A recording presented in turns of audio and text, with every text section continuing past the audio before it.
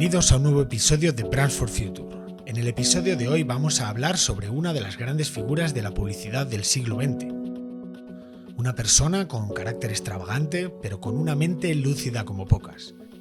Es la persona que inspiró la serie Mad Men y más concretamente la figura de su protagonista, Don Draper. Vivió varias vidas en una, desde vendedor a puerta fría, espía en la Segunda Guerra Mundial, vivió con los Amis en Pensilvania, fundó y dirigió una de las agencias de publicidad más importantes del mundo y hasta se jubiló en un castillo en la campiña francesa. Si tuviéramos que definirle en una sola frase, diríamos que era un hombre que sabía vender y sobre todo un hombre que sabía escribir textos que venden. Hoy en Brands for Future, David Ogilvy.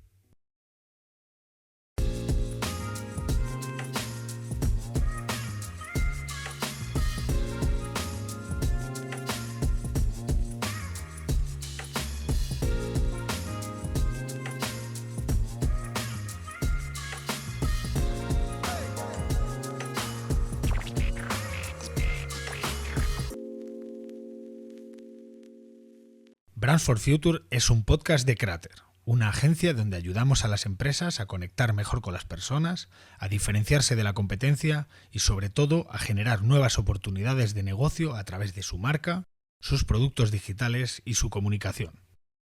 Puedes encontrarnos en somoscrater.es.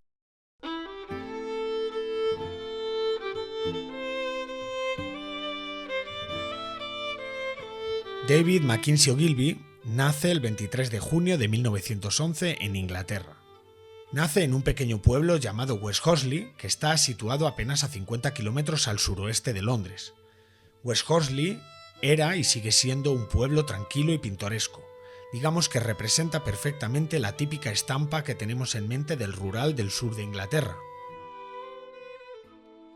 En algún momento de su infancia vivió también en Guildford, una localidad cercana, y a lo largo de toda su vida David decía que había vivido en una casa que perteneció previamente a Lewis Carroll, el autor de Alicia en el País de las Maravillas, y que de hecho había conocido a la misma Alicia en la que se inspiró el autor. Esto no está demostrado, podría ser una leyenda que alimentó el propio David con fines dramáticos, o quizás fue real, quién sabe. En cualquier caso, sabemos que su infancia transcurrió en esta zona del suroeste de Londres y que fue el cuarto de 5 hermanos. Provenía de una familia mitad irlandesa, mitad escocesa. Su padre, Francis John Lonley Ogilvy, procedía de las Highlands escocesas. Era corredor de bolsa y tenía una gran reputación como erudito e intelectual. Era un gran apasionado por el mundo celta, hablaba gaélico y gran parte de su vida giraba en torno al estudio de las culturas prerromanas en las islas. Su madre, Dorothy Blew Fairfield, era de origen irlandés. La recuerdan como una mujer de fuerte carácter y que se dedicaba principalmente a las labores domésticas y a la crianza de sus hijos. Cuando David nació, la familia no estaba en su mejor momento. A mediados de los años 20, Inglaterra atravesaba una crisis económica debido a las consecuencias de su participación en la Primera Guerra Mundial, pero también por la falta de modernización de su industria, y es que todo esto encima se agravó con el crack del 29 y la Gran Depresión que arrastraría el país durante la siguiente década. Como es lógico, esto afectó a la carrera profesional de su padre y en consecuencia a toda la familia.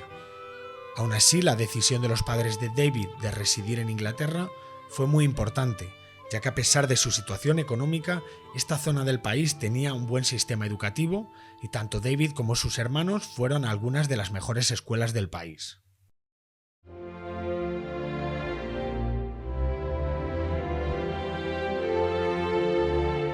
Cuando David tenía apenas 8 años, le enviaron al internado de St. Cyprian School en Eastbourne. David recuerda esta etapa como miserable y solitaria. Era muy pequeño y ya vivía lejos de sus padres, pero además recibía un trato humillante y vejatorio por parte del resto de alumnos al ser un estudiante becado. Y ya para rematar, podemos decir que no era un lugar donde se cuidara precisamente la alimentación del alumnado. Vamos, podemos imaginar a David yéndose a dormir muy a menudo con el estómago vacío. A los 13 años, David Ogilvy logra matricularse en el Fettes College de Edimburgo gracias a otra beca, y allí es donde completa su educación secundaria. En esta etapa, uno de sus profesores le definió como un chico con una mente muy original, que tenía una inclinación por discutir con sus maestros y que constantemente trataba de convencerlos de que él tiene razón y que los libros están equivocados. Este comentario de su profesor ya nos va dando algunas pistas sobre cómo era su carácter. Tras acabar su educación secundaria, Ogilvy gana otra beca para estudiar historia en la Christ Church de Oxford, una universidad de la que han salido grandes figuras de la historia de Inglaterra y con una arquitectura tan icónica y reconocible como todos esperaríamos de una universidad en Oxford. De hecho, gran parte de las películas de Harry Potter están rodadas tanto en sus interiores como en los jardines que la rodean. Sin embargo, David no se tomó muy en serio sus estudios universitarios, y 2 años después de comenzar sus estudios, fue expulsado por sus malos resultados y su falta de interés.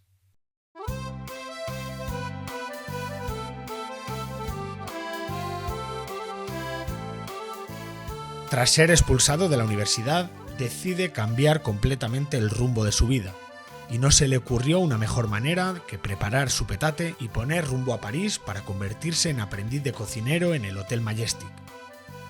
En ese momento, el restaurante del Hotel Majestic era uno de los mejores restaurantes de Francia y por ende del mundo, y durante 1 año trabajó bajo las órdenes del chef Pitard, al que David describió como un auténtico tirano. Dice que despedía a los cocineros en cualquier momento si no hacían su trabajo a la perfección, sin contar con el hecho de que además de ese nivel de exigencia, llegaban a trabajar más de 60 horas a la semana. Años más tarde, el propio David cuenta una de estas anécdotas que no sabemos si son realidad o si están más bien en el terreno de la leyenda. Cuenta que un día preparó con esmero unas ancas de rana y que ese plato se lo sirvieron a Paul Doumer, el que en ese momento era el presidente de Francia, y que sería asesinado unas semanas más tarde por un ruso que estaba en contra de la URSS y del papel que ejercían los estados europeos ante esta situación. El caso es que esto fue una experiencia fundamental en la formación del carácter de Ogilvy y que más tarde compararía la manera de liderar de un chef con su propia experiencia liderando una agencia de publicidad. El caso es que esta experiencia en el Majestic fue fundamental en la formación del carácter de Ogilvy, que más tarde compararía la manera de liderar de un chef con su propia experiencia liderando una agencia de publicidad.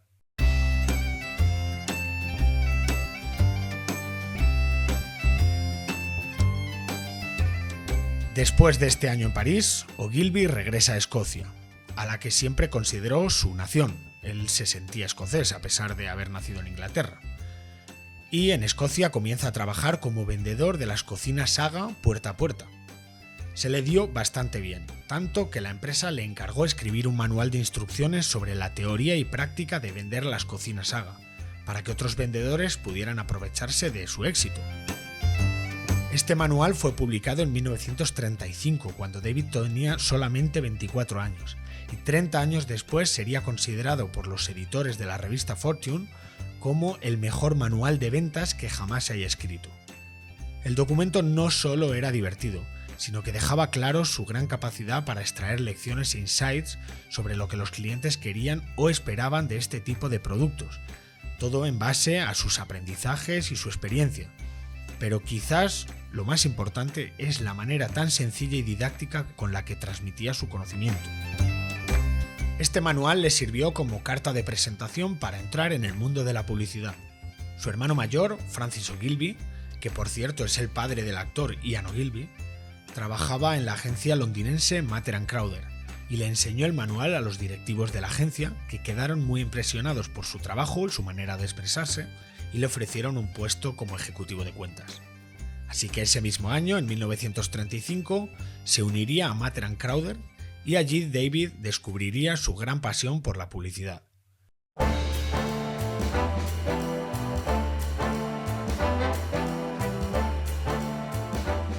Al poco tiempo de trabajar en la agencia, se quedó prendado de lo avanzado que estaba el mundo de la publicidad en Estados Unidos, y esta fascinación le llevó a convencer a sus jefes para que lo enviaran allí y poder aprender más sobre las técnicas publicitarias americanas. Su insistencia por cruzar el charco tuvo sus frutos 3 años después de entrar en la agencia, en 1938, cuando se puso a trabajar bajo las órdenes de George Gallup.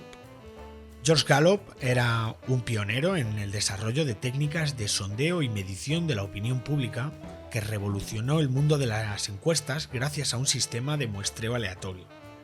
Ganó muchísima notoriedad en 1936 cuando predijo correctamente el resultado de las elecciones presidenciales de Estados Unidos entre Roosevelt y Landon. Superó en precisión a encuestas muchísimo más amplias, pero con unos métodos menos rigurosos.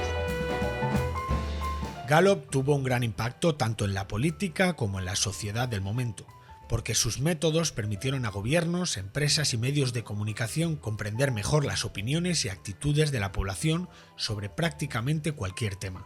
Y por si fuera poco, también fue pionero en la medición de audiencias de radio y televisión. Durante estos años, David trabajó principalmente para la industria cinematográfica en Hollywood. Trataban de predecir el éxito de una película antes de que ésta se rodara, cuáles eran, por ejemplo, los actores favoritos de la gente y este tipo de cosas. Esta etapa con Gallup fue clave en la vida de David Ogilvy. De Gallup absorbió sus métodos de investigación y su rigurosidad a la hora de investigar el comportamiento de los consumidores, y es algo que caracterizaría a David durante toda su carrera como publicista. And I was offered a job by George Gallup, Ted Gallup. He hired me to go to Princeton and do some research for the motion picture industry. The greatest break I ever had in my life. If you ever go to a country that you don't know anything about to work, start by getting a job in the local Gallup poll. You'll learn a lot from it about the people who live in the country, the natives, and what makes them tick and what their habits are and what they think. That happened to me. I got working for Gallup at Princeton. He taught me the concept of analyzing the factors which make for success in advertising and the factors which make for failure. He was then research director of Young and Rubicam. It's before he started Gallup and Robinson. And that's been invaluable to me over the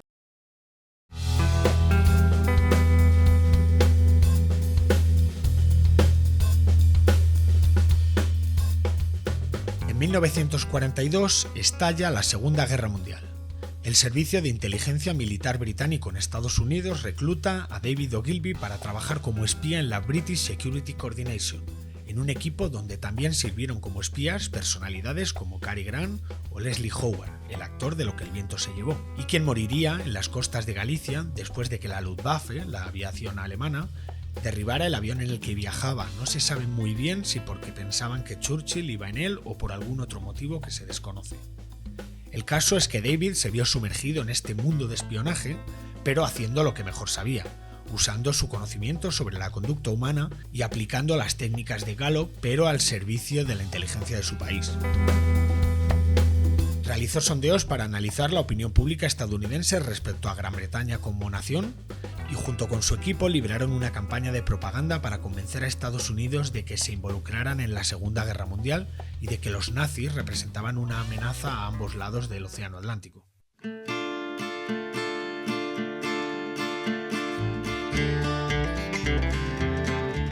Finalmente, la Segunda Guerra Mundial vio su fin, y David, junto con su familia, sintieron que necesitaban un cambio de rumbo. Todos estos años de guerra en el servicio de inteligencia habían sido muy duros. Años de estrés, mucho trabajo, y David decidió que era el momento de cambiar. Así que se mudaron a Lancaster, en Pensilvania, donde hay una comunidad bastante grande de Amish. David buscaba una vida tranquila, rodeado de naturaleza y donde poder vivir de la tierra. Compraron una granja de aproximadamente 32 hectáreas que dedicaron principalmente al cultivo del tabaco, que era el cultivo más rentable en la zona. A medida que iba pasando el tiempo, David se fue dando cuenta de que la vida en el campo era bastante más dura de lo que él esperaba. Su entusiasmo por el campo disminuía a la misma velocidad que la publicidad volvía a conquistar su interés. De hecho, se pasaba noche tras noche leyendo todo lo que podía sobre publicidad. Sacaba de la biblioteca de Lancaster todo lo que se había publicado sobre el tema y que estaba disponible. Así que en 1948 Ogilvy finalmente vende su granja y se traslada a Nueva York para fundar su propia agencia de publicidad.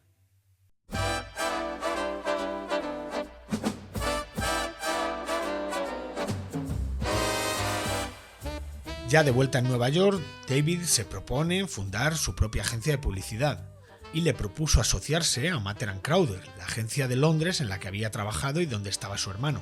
Pero también participaron en su fundación S.H. Benson, una agencia británica con mucha historia y que había trabajado con marcas míticas como Bovril o Guinness. El objetivo era apoyar desde Estados Unidos a las marcas británicas que querían crecer o asentarse en el mercado norteamericano. Además, el propio David conseguiría fichar a Anderson Hewitt para que dirigiera la agencia. Consideraba que un estadounidense con conexiones en la alta sociedad y sobrado de conocimiento del mercado americano sería fundamental para el éxito de la agencia.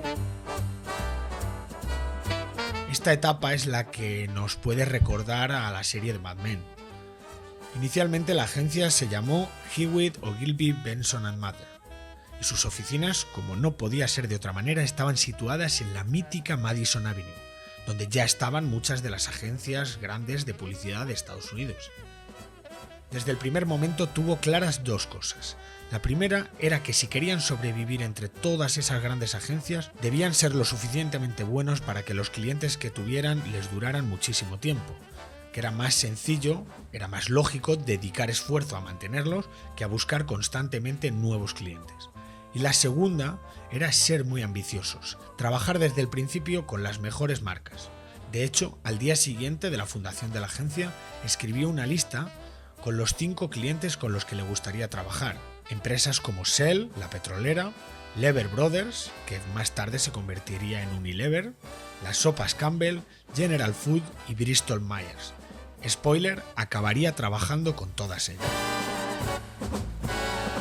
Pero como decíamos, sus primeros clientes fueron las empresas británicas que trabajaban con su socio y que querían establecerse en el mercado norteamericano.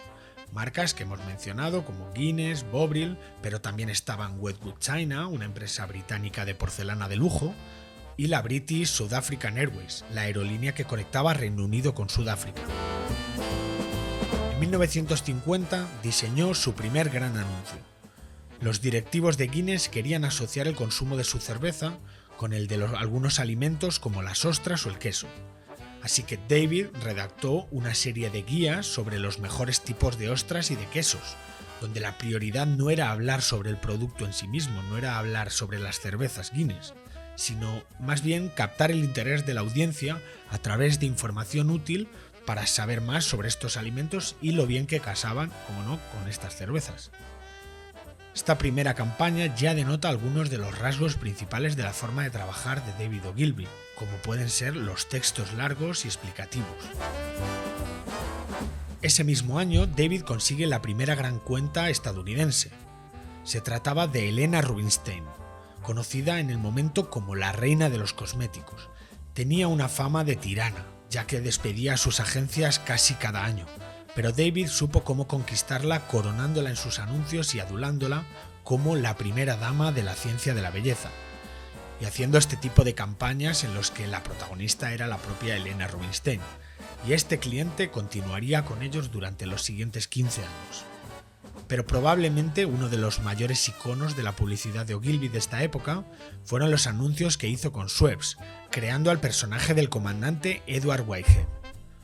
Convenció al propio presidente de la compañía, a Edward Whitehead, que había sido comandante de la Segunda Guerra Mundial, para que representara a su compañía como protagonista de las campañas. Creía que su presencia era justo lo que estaban buscando, un hombre elegante y sofisticado, pero a su vez rudo. Las ventas de Schweppes con esta campaña aumentaron un 600% en los primeros 6 meses, y este tipo de campañas con el comandante Whitehead funcionaron durante casi 20 años. Otro ejemplo de este tipo de estrategias, de asociar marcas y productos con personajes, lo hizo con las camisas Hathaway, que aunque hacían camisas de muy buena calidad, no era demasiado conocida, y David Ogilvy decidió crear un personaje ficticio en esta ocasión, pero que llevara un parche en el ojo. Creía que ese elemento, el parche, provocaría una intriga y haría volar la imaginación de la gente que lo estaba observando, y que se fijarían muchísimo más en ese anuncio en concreto. Esta gran idea tuvo tal notoriedad que agotaron todas las existencias nada más publicar el anuncio en el New Yorker.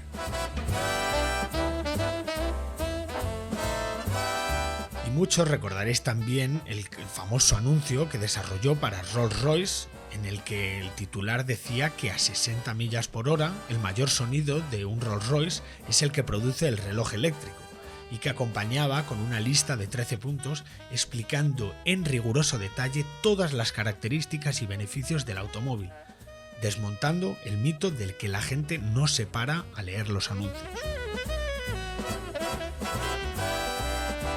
Durante las décadas de los 60 y 70, la agencia creció muchísimo y siguió atrayendo a clientes importantes como American Express, IBM o Mercedes-Benz, y por supuesto las 5 compañías con las que soñaba trabajar el primer día de la fundación de la agencia.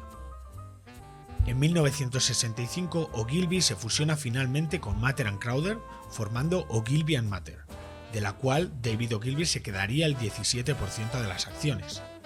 La agencia ya no era una empresa centrada exclusivamente en el mercado americano y británico, sino que comenzaron a abrir oficinas por todo el mundo. Un año después de la fusión, la empresa salió a bolsa tanto en Londres como en Nueva York, siendo la primera agencia de publicidad en hacerlo. Estos años dorados alcanzan su punto álgido en 1967, cuando fue nombrado comandante del Imperio Británico. This is a lovely, gentle landscape, isn't it? I've always had a passion for gentle landscape. Like in the south of England, where I grew up, in Surrey and Hampshire and Dorsetshire and Sussex. And then later, in Lancaster County, Pennsylvania, the Amish country. And now here in Poitou, in the middle of France. I'm David Ogilvy, and this is Tufu.